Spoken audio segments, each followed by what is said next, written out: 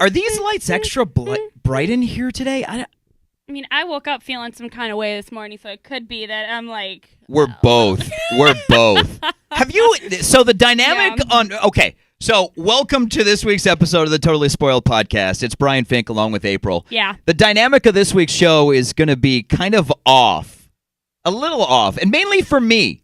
Here's why. Please explain. Have you ever seen me not prepared?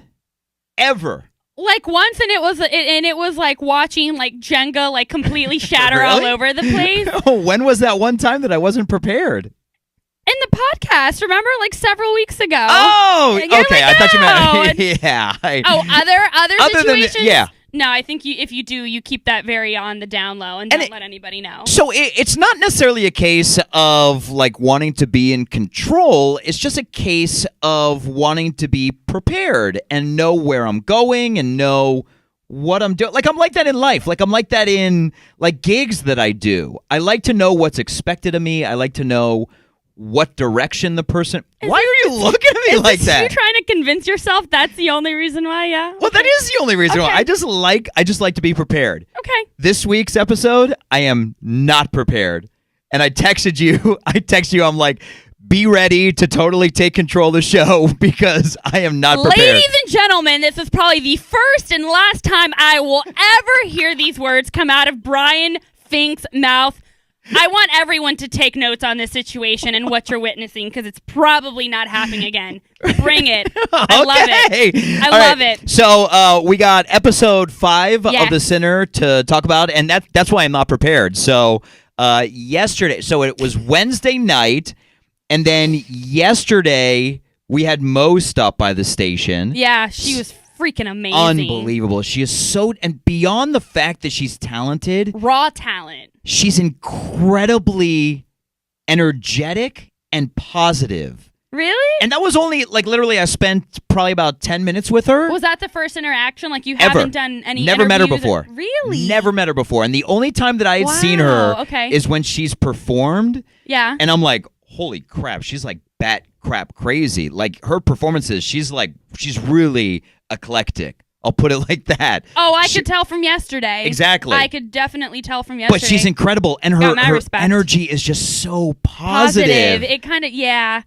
Oh, it was just so good. It radiated just off of herself being just her presence yesterday. I definitely agree with that. And then we had the Bucks game last night. Oh, my God. What a hoot. Which is normally when we would watch. Well, normally when I would watch. I don't know. When did you watch it? When it came out at 10. Yeah, no. Yeah, talk about prepared. No big deal. Got it. Fine. Okay. Ozark, new episode. Moving on quickly. See what he did there? Ozark, the new season dropped on Netflix. We got to talk about that. Today. Yeah, today. It's already on Netflix. So, please don't give me a dead, like, deer in headlights look again. Make me feel stupid. This is a serious question. So because it's Netflix, it's not like on USA or, TNT, whatever. How does it work with Netflix? Is there a certain time, like, that they release a show on the day? Yeah, like, how does that work? I'd imagine it's like midnight that it hits. Is that I would what just it is? think, okay. yeah.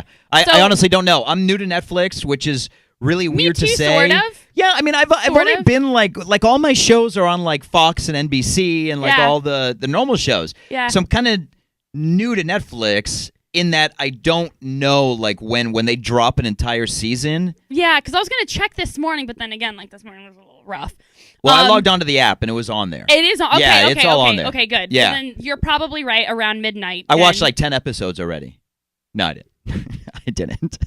I didn't. I'm gonna walk out on this podcast right now. Homeboy can't even watch. Can't even. Please. Yeah. Really quickly. Tell me really quickly. So I just need you to explain this to me. So you were on the phone with your mother earlier, and like the entire conversation is in Spanish, and then literally you go, "Yes, please." I'm like. What?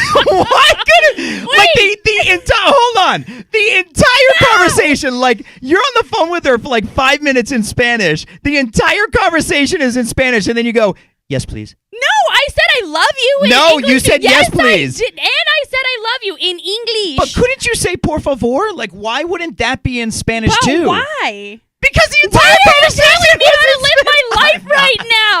No. Stay in your corner. These chairs are bouncy. I'm not telling you how to live your life. I'm trying to understand.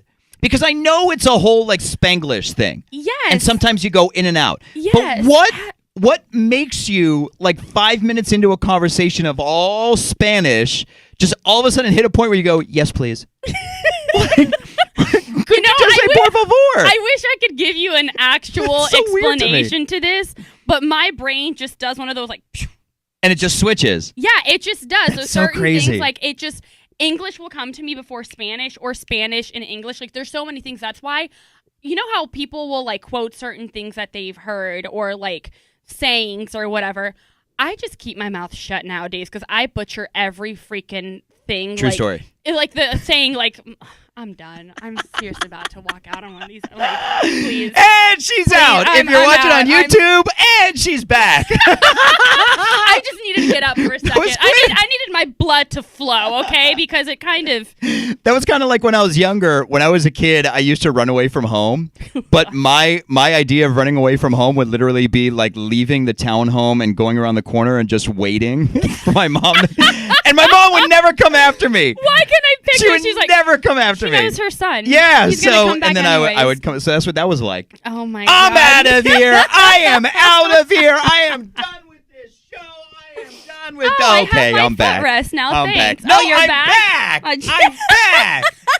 All right. So before we get into totally spoiling episode 5 of The Sinner, Correct. I did want to touch on something, and Okay. I'm gonna try to hold my emotions with this because it's a very serious topic. I was telling you about it earlier. Okay. Yeah. So so you didn't hear about this. No, I didn't. So tell me about it. So this was probably, I want to say Monday or Tuesday, this story broke of this 9-year-old boy, 9 years old, who came out of the closet and decided that he came out of the closet to his mom during the summer. And he's going back to 4th grade, and he's like, Mom, I'm excited. I want to tell everybody. Goes to school, comes out of the closet, and they bullied him. To the point of he was 4 days into school. 4 days. Like not even a full week. Not even. I got to stop because 9 years old, and he killed himself. Jeez. Because he was bullied. That's heavy. So you think back to being 9 years... Like, when I think back to being 9 years old, like, that's 4th grade? Like, I remember I was in Canada, and we were playing Foursquare, and, like, we were wrestling in my friend's basement. Like, I was playing tag around our cul-de-sac eating pizza on the weekends. That was like my daily thing, kind of what you're talking about. Your just usual kid activities. But can you think back to that and even imagine thinking about suicide? That's exactly what I was going to get at. How does that even at that age, how does that thought cross your mind? Well, much more the action. Well, I'll tell you how. Well, I don't know the action, but I'll tell you how, because according to the mom, some of the kids told him to kill himself. Yeah. And we know that bullying and suicide is an epidemic. Yeah. An absolute epidemic that needs to be touched on more. And it definitely is, because before it wasn't. So but it's 9 years old. Jeez, that breaks my heart. Like, what the actual... Like, I did a blog about it because I saw the story on the news, and as I'm watching the video and just thinking about it and seeing the picture of Jamel, which is the boy, like tears were coming to my eyes. Like, just the thought, and I know this is really heavy, and that's not why you listen or watch the Totally Spoiled podcast, but it's so important to me because, as I've mentioned many times, I dealt with bullying when I was younger in high school, as do a lot of people. Luckily, I made it through. But just the thought of 9 years old. Anyways. Yeah, again, though, and I hear what you're saying, that kids, which, again, why would you even tell someone to kill yourself at any age? especially a 9-year-old. Why is that coming out of your mouth? Well, the problem is parents, in my opinion. That's completely my opinion. But I think it's an issue where parents need to take control. And obviously, there's no changing. If you've got a kid like that's saying that to a 9-year-old to kill themselves. Like one 9-year-old to another 9-year-old. Because they said they were gay. I mean, what the... That's... And I don't know the parents. So I don't know what the situation is. Here's my 2 cents with this, Brian, because I always say you are responsible for your own actions. There are things and situations that contribute to how or why you do things, but you're still responsible for your own actions. As a 9-year-old, generally speaking, especially in today's society, you are still heavily under your parents' supervision and influence. As you get older, yes, you make up your own decision and, opinions to things or situations. But as a 9-year-old, your parents, at least for me, have still a very heavy influence over you. Yes. Absolutely. So I totally agree with you in that sense. If they were a little older, I would say, you know what? The environment takes a huge role on what they do, what they say, et cetera, et cetera.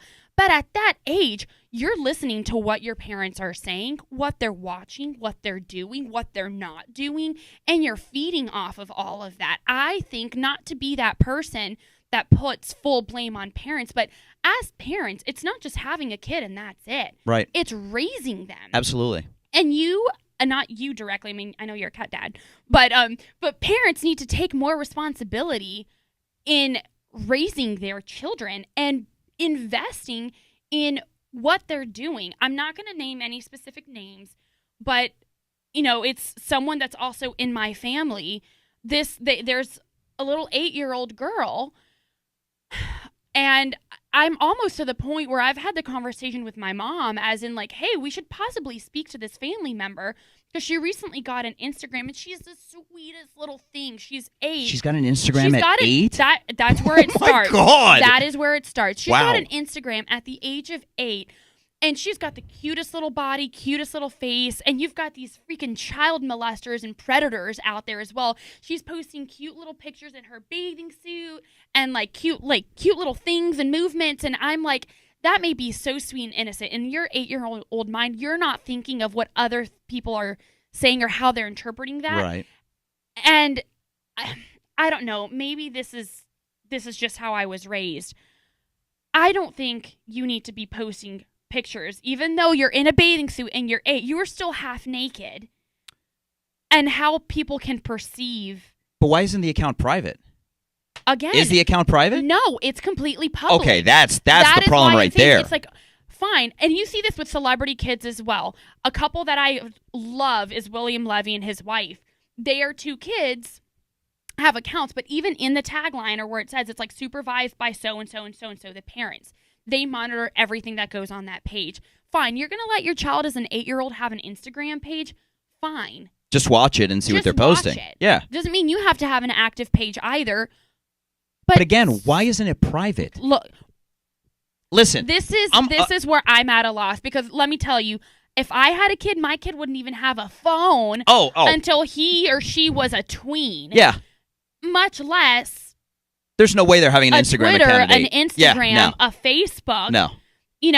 And I mean, I even asked my mom, I was like, are her parents supervising it all? And she's like, no, because they don't have any social media. I'm like, but that should be their social media supervising it. But here's the thing. So I'm all about freedoms. I'm completely about freedoms and do what you want. Too. And if that's the age that we're living in, which it is, that an 8-year-old is going to have an Instagram, that needs to be private. Because as you mentioned, there are a lot of sick people out there. Yep. And when it's open to the public, who knows who could be looking at it and seeing it. So, yeah, she can post whatever she wants. Do we agree with it? No.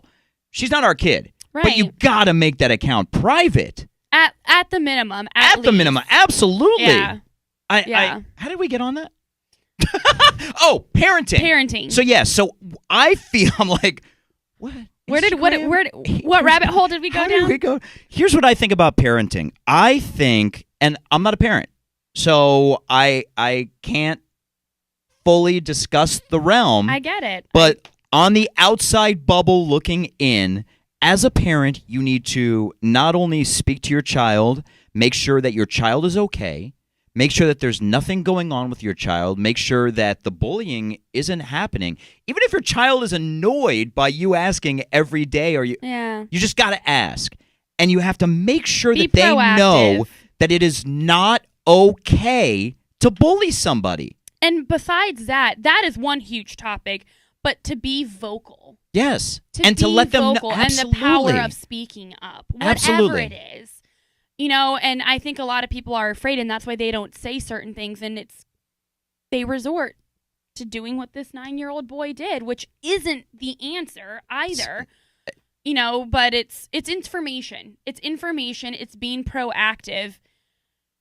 And all those things can contribute to avoiding or lessening these occurrences happening. And just like you said, at that age, you are being molded, so that could lead into a better molding for when they're an adult. Absolutely. It all starts there. And I mean, I look back at my childhood and I'm like, yeah, I wish my dad would have taught me how to deal with money better, because if he would have taught me when I was 8 years old, I'd probably be better at managing my money now, but I'm not. And I blame my father for that. He'd have 20 colorful pairs of shoes instead of 100, because that's where his investment is. Come on, 97. I only have, look at the Reds. Yeah, okay. Let's spoil the Sinner episode 5.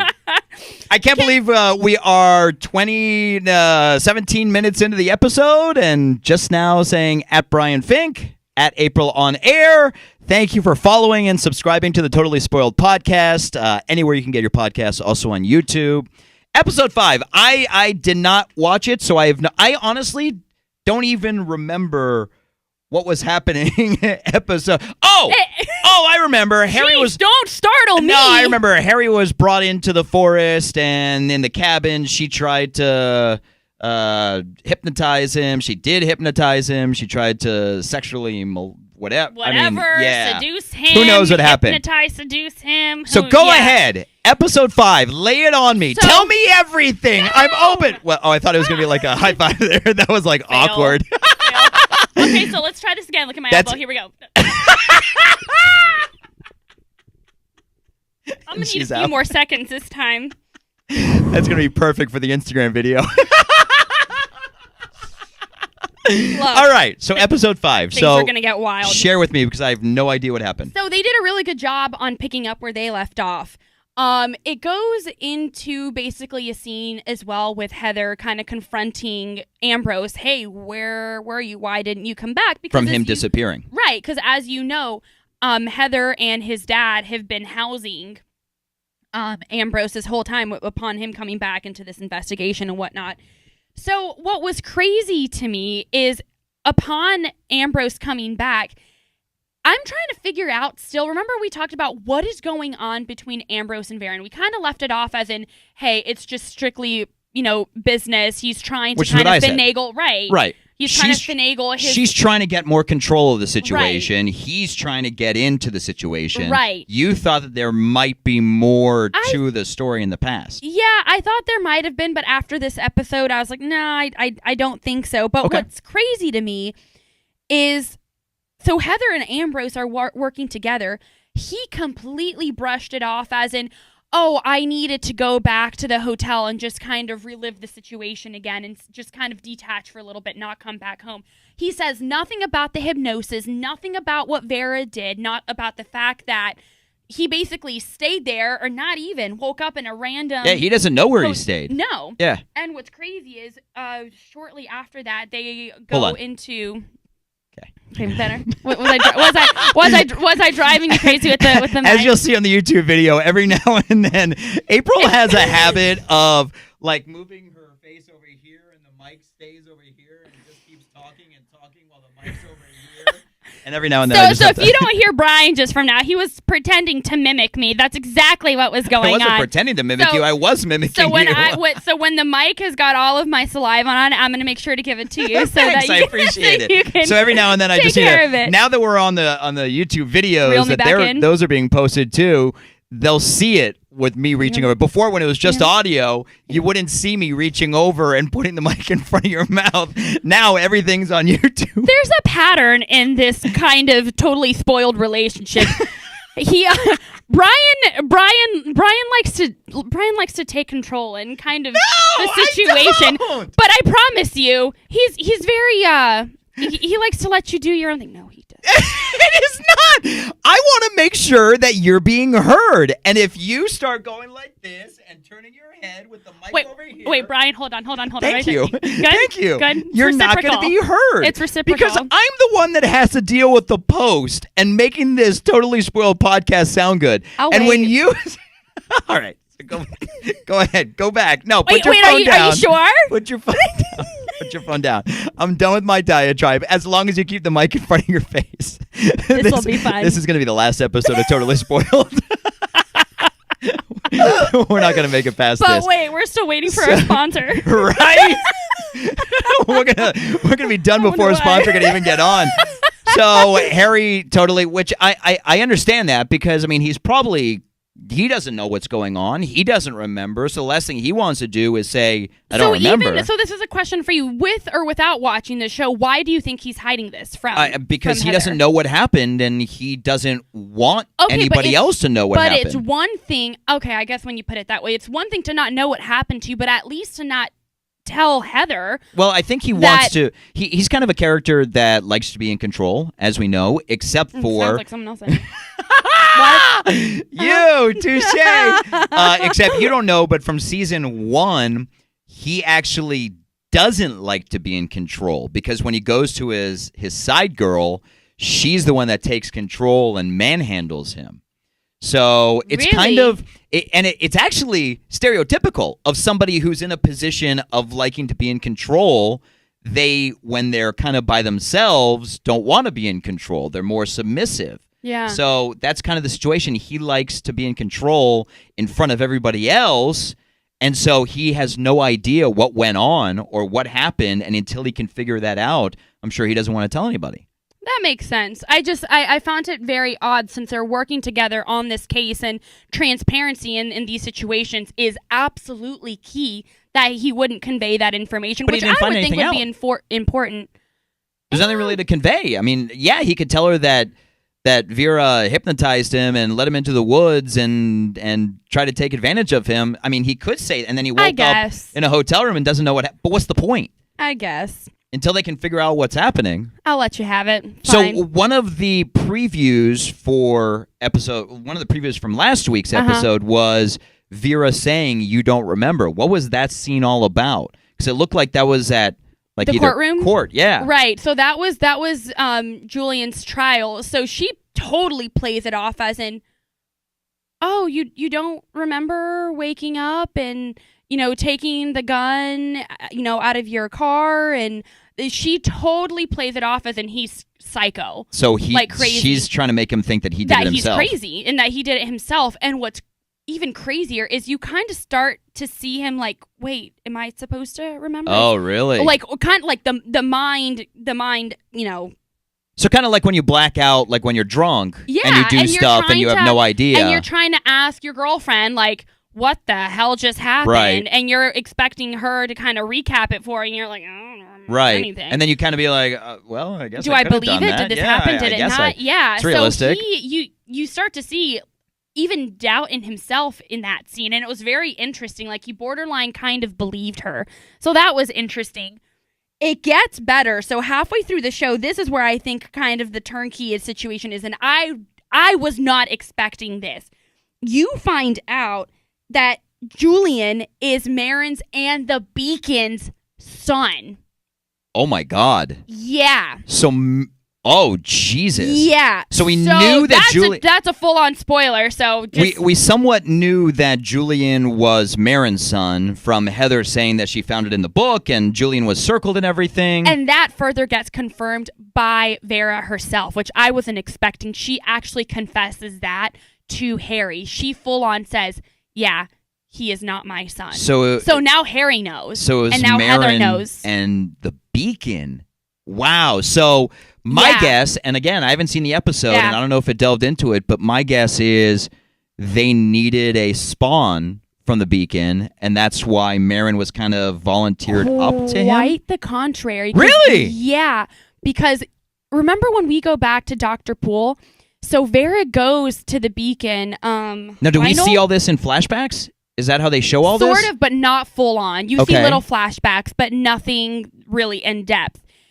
So you find out that Mosswood does not allow children. Wow. Does not allow children. So Vera has kind of this private meeting with the Beacon as well. Like, what are we going to do with Marin? Do we need to call up Dr. Poole? And it made me think back to, what was her name? Carmen? The girl that was got her freaking uterus so that makes sense as to why they, with the abortion and everything. The correlation with Carmen and Marin and that whole situation. It kind of ties it together. So does it explain how Marin hooks up with the Beacon? What it basically shows and previews into is Marin's finally taken the decision of the initiation. Yeah, I'm going to yada yada join Mosswood. I'm doing this. So part of that was meeting with the Beacon. So you see Vera taking Marin into the Beacon's cabin. Okay. And what's really weird, in his cabin, which is his office, all you see is a desk, his chair, and a bed. Just the bed. Okay. So it's kind of like a casting couch, kind of. Yeah, So, and you find out that a lot of the Beacon's practices are very sexual and very physical, but those kind of go hand in hand, but physically abusive as well. Well, that's what he was accused of when he was in Canada. Exactly. And that's why he lost his license. So, right. So it kind of makes sense what that setting is. So whether part of the initiation is having sex with him? Wow. Her, or it just happened because he was inclined to with her. I'm not quite sure. That's where I'm saying there's minor flashbacks, but it doesn't give you enough insight to be like, oh, like this is why. It's very vague. It's very vague. But it makes sense because lot of these cults, or these gatherings, a lot of them are centered around like everybody is supposed to be the wife of the main person in charge. So that kind of makes sense as to why, if it is the case, why all women would have to sleep with the Beacon, if that is the case. No, I definitely get where you're coming from, and it does make sense given the situation in a weird, twisted way. So she gets pregnant, which obviously wasn't supposed to happen. Right. So again, to finish off with that, it leads with Vera saying, so, should I call up Dr. Poole? And the Beacon, which you read it on Vera's face, was like, no, let's keep it. Let's raise it together like a freaking village. This is our child, like everyone's. And in that same scene, you see, which I don't know if it leads into prefacing that Marin is having a child from the Beacon. The Beacon brings in it's like a calf or some animal. I think it's a calf, and he approaches Vera about it, saying, "This is our animal. We're going to take care of it, love it, raise it." And it was like an honor, apparently, that he chose Vera to name this animal. Really weird. Really weird. Is that just a comparison to I don't know if it was that leading into the fact that Marin also was having the Beacon's son. Because there were no animals on property, no kids, no babies. So it was very interesting. I'm not quite sure if one had to do with another one or if it was kind of foreshadowing. Gotcha. Not sure. So they go through with it. Julian is born. But you don't see any of that. You don't even see Marin pregnant. You don't see any of that. I'm saying there's not a lot that you can kind of So it's just quick flashbacks. Very quick. Gotcha. Yeah. Okay, so what are some of the other main points from this episode? So from there, you find that out. It kind of ends with... Well, don't tell me how it ends. No, I'm joking. I was like, am I not spoiling this for you? I'm totally joking. So it ends with... No, don't tell me how it ends. Mita. That's what I wanted to bring out of you. I wanted to bring the Spanish out of you. Please. You stop it. Jesus, take the wheel. Man, these Fridays are a blast. So it ends how? So it ends... This is what's crazy. So Ambrose breaks in to one of the main offices. I don't recall if it was exactly the Beacons, and I want to say it was. It's just been taken over by other members of Mosswood. Breaks into this house, finds old pictures. No, wait. A house off property, not in Mosswood. Correct. Okay. Correct. To find out, and correct me if I'm wrong on not knowing about this character or this family. He finds out that the property that belonged to the Beacon Lionel was previously owned by the Fishers. We never heard about the Fishers before, no, right? I don't know who the Fishers are. Okay, I was going to say, correct me if I'm wrong, because I didn't recall I don't think that's ever come up before. Well, I'm not crazy. Okay, No way. well, Mita, in this instance. Reel it in. Okay, so we find out that it's owned by the Fishers. We find out that it's owned by the Fishers. Okay, so that doesn't seem like it's going anywhere. Well, I mean, it could. Where it ties in is that night when Harry comes back home. What's Heather's dad's name again? Heather's dad. Yeah, we'll just leave it at that. I have no idea. Unimportant at the moment. At the moment, you find out that the Fishers and Harry's dad are like this. Knew it. I knew it. So I knew it. Don't get used to this, Brian, but you were right. What? You were right. So, oh dear God, Jesus, someone literally get him. Someone give him a cupcake. All right, go ahead. Someone. I'm give sorry. Him something. I had to do the "You're Right" dance. Of course, you had to. I don't even know. I didn't want to go back and watch it on YouTube. I do not want to see what that dance was like. I want to see this. This is the video you're going to post. FYI, No, just saying. So it gets really intense because Harry actually confronts her dad about it, and he gets pissed and aggressive. Basically kicks him out of the house. Oh wow. And he decides on his own, yeah, I think it's best that I stay somewhere else for tonight. So I think this next episode is going to answer a lot of questions that we've had. It basically cannot be any clearer that Heather's dad definitely has a huge role. Much bigger role than I think we can imagine with Mosswood. So as you said, when I was talking to you about trying to get an idea of this episode, you mentioned that it wasn't a huge episode. A lot didn't happen, but it was still a good episode to kind of carry it along. It wasn't big on huge kind of dramatic scenes that happened and action or drama or whatever, but there were a lot of key points and information, like Marin being the mother of Julian and that being confirmed, and that the Beacon is the dad. And us having these doubts, or kind of like, is he not, with Heather's dad playing a huge role in... Did you say we? Did you just say we having doubts?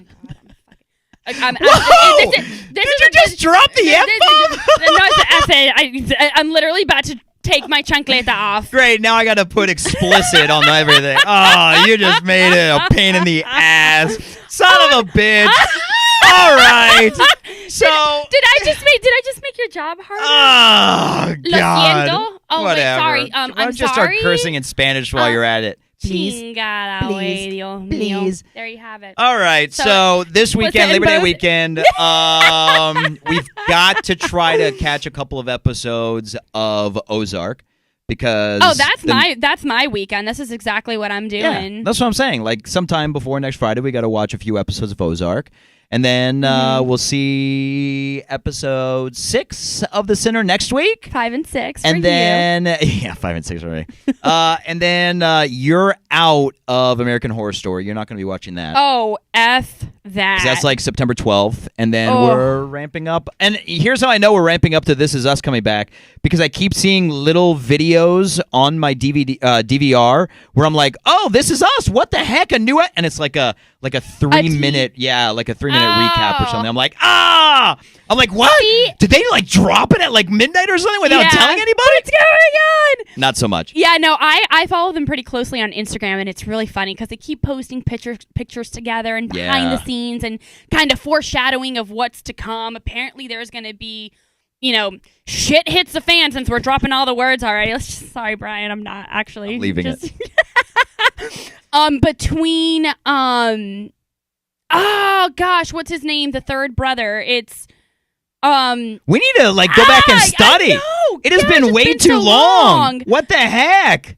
This is so sad. Wait, there's no third brother. There's 2 brothers and a sister. Sorry, the third sibling. Oh my God! All right, we're gonna end this before we start embarrassing ourselves even more as to how little we actually know about This Is Us, but here's what it is. Look, it's been so long. long. Shows that we've been dissecting as well. So we need to go back, hop on IMDb, get updated on everything, and be ready for This Is Us when it comes out at the end of next month. Clearly. Right? I'm in. Good plan. Let's do it. At Brian Fink, at April on Air. Love you so much for being part of the Totally Spoiled podcast. Remember, subscribe, follow. You can watch on YouTube and have an awesome weekend. And happy Labor Day weekend.